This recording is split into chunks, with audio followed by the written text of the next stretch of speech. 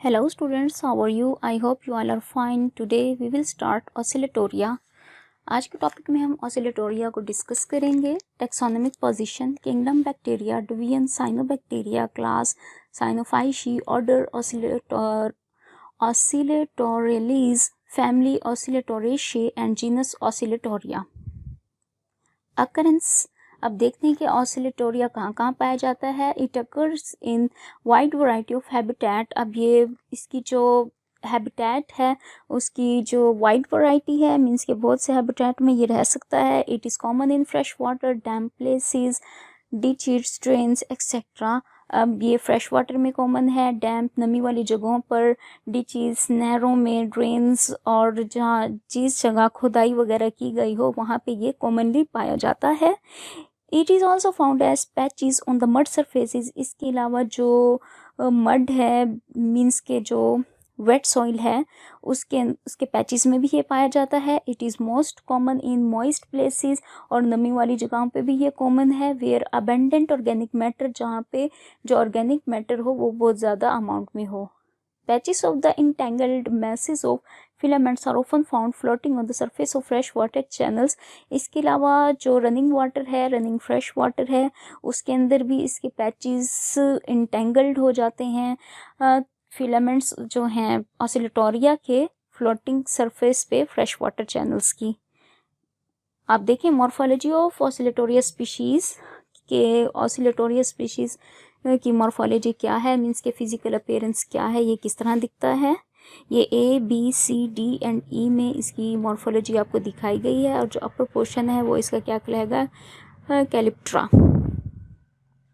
वैसे ये colour blue green colour का होता है.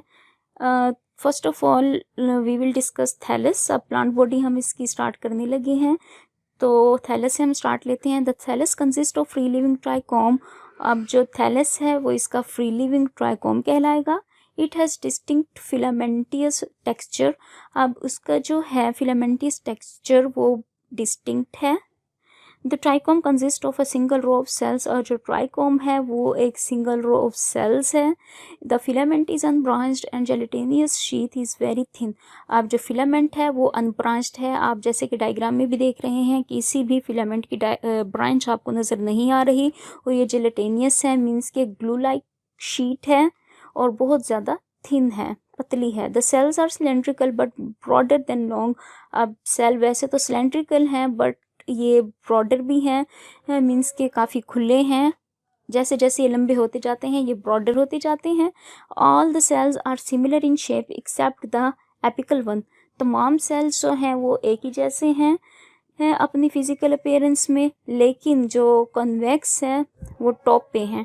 जो टॉप वाले होंगे सेल्स वो क्या होंगे, कॉन्वेक्स होंगे, जैसे कि calyptra. The septa are faintly visible and marked by row of granules. अब सेप्टा क्या है, वो एक विजिबल है और वो मार्क्ड करता है रो ऑफ ग्रैनुलीज हैं. And the next one is cell structure. अब हम देखते हैं कि ऑसिलेटोरिया का सेल स्ट्रक्चर किस तरह का है. All the cells in trichome are similar in structure. तमाम सेल्स जो हैं ट्राइकोम में वो सब सिमिलर हैं. और आप जानते हैं कि ट्राइकोम क्या होता है, चेन होती है सेल्स की.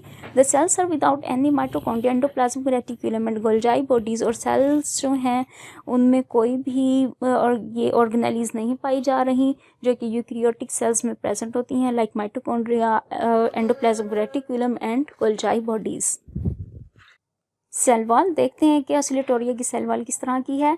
Each cell has a well developed cell wall. हर सेल की एक वेल डिवेलप्ड सेल वॉल है. The cell wall is being stable and hardly any mucilaginous sheath external to it. अब जो सेल वॉल है वो एक स्टेबल है और हार्ड है, म्यूसिलेजेनियस शीथ इसके अंदर है. Next pigments. Plastids are absent. अब प्लास्टिड्स एब्सेंट हैं. The plastids are found in the flattened sac like structure called lamella. Plastids absent हैं. The pigments are found in flattened sac like structures called lamella. अब जो pigments हैं वो कहाँ पाए जाते हैं, एक सैक लाइक स्ट्रक्चर में जो क्या कहलाता है, लैमेला है. The lamella are not organised into grana. और जो लैमेला हैं वो ग्रेना में ऑर्गेनाइज्ड नहीं है। The cells are blue in colour due to the presence of phycocyanin, a blue pigment, chlorophyll, carotene and phycoerythrin.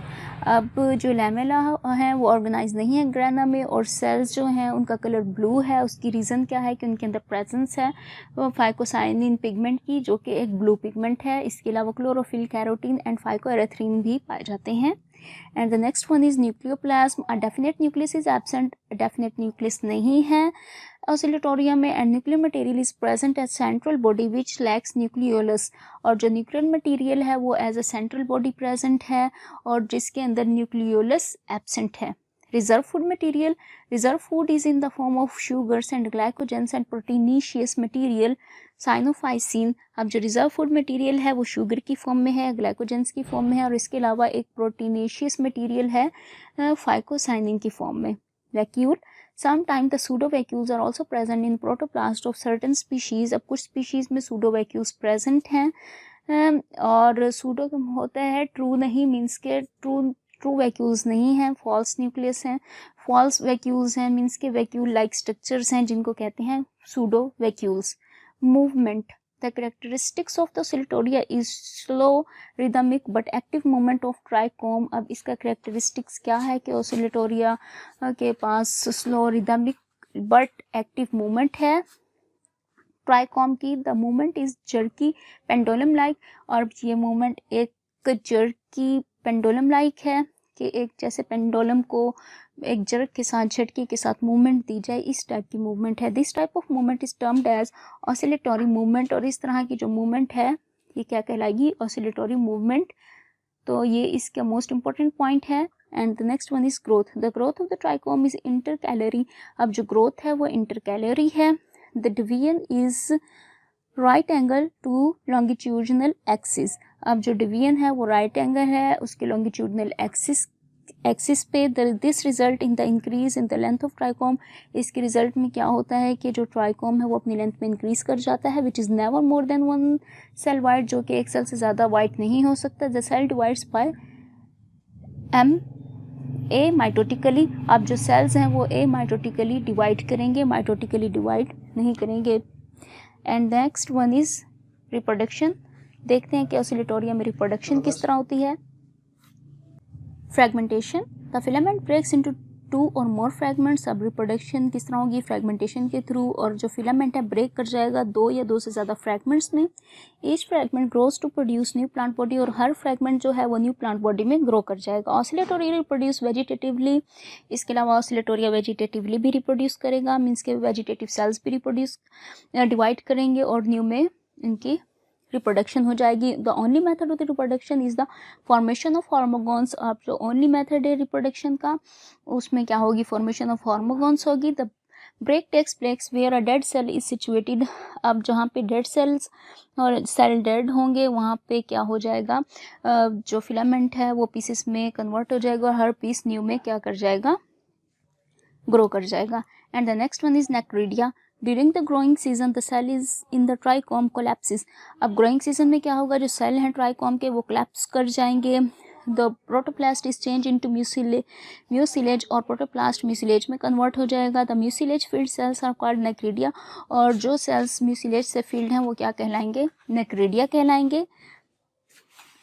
The dead cells loses its turgidity. अब dead cells जो हैं वो अपनी टर्जिडिटी लूज कर देंगे। The mutual pressure on the wall of the adjacent cell releases. अब जो mutual pressure था the mutual pressure on the wall of the adjacent cell released. अब जो म्यूचुअल प्रेशर था वॉल के ऊपर साथ वाले सेल का, एडजेसेंट सेल का, वो रिलीज हो जाएगा, हट जाएगा।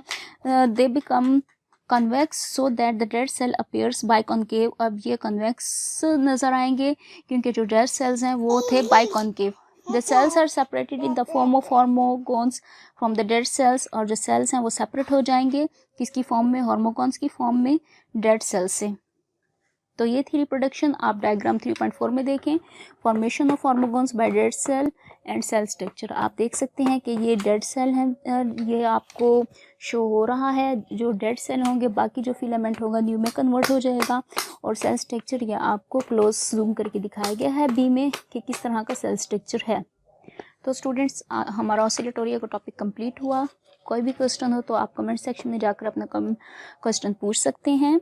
चैनल को सब्सक्राइब करना और वीडियो को लाइक करना मत भूलिएगा। Thank you.